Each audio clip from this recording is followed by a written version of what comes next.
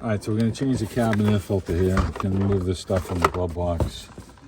And so we get these two little plastic tabs that we're going to try and push up on here and then get the glove box to go past it. So we get this one here. And I push up on that one and pull down. And this thing pops out of your little clip right here. And hopefully we didn't break that. I don't think so. Okay, so now here's our cabin air filter right in here. And it just has a little plastic locking tab here that we can pull out. I think there's one over here too to get this thing to pop out. Just a little cover here. Let's pull this tab back and you can pull out on the cover here and it just bends down. I'm gonna slide this out. Oh boy, it's not too nasty, but not as bad as mine was. now this wasn't changed all that long ago, believe it or not. So we're gonna put that in here. We'll take the new one. We're gonna just slide this right back into place very slowly. I'm not forcing it. We don't want it to crinkle up or anything. And then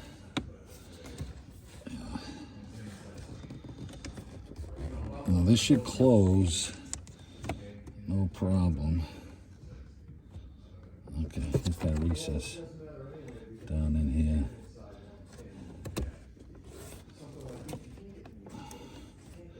I think we ran into this problem with the other one.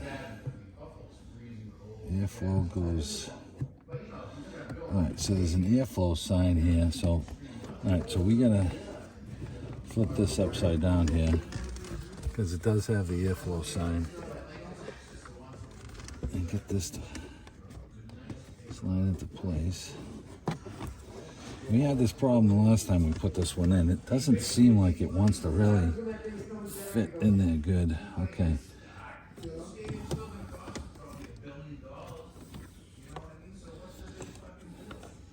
I don't know if it's... I think you had it right the first way, Steve. No, see the airflow? Oh, wait a minute.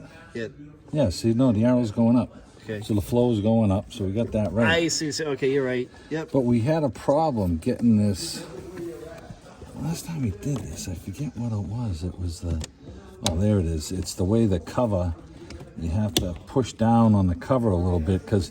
So the problem we were having, just to go over it, is... See the little groove in here? These have to fit on this lip right in here. And you have to manipulate the cover down a little bit to get it to lock into place. And then you'll hear it click. And that's what it was. Okay, so that's in place.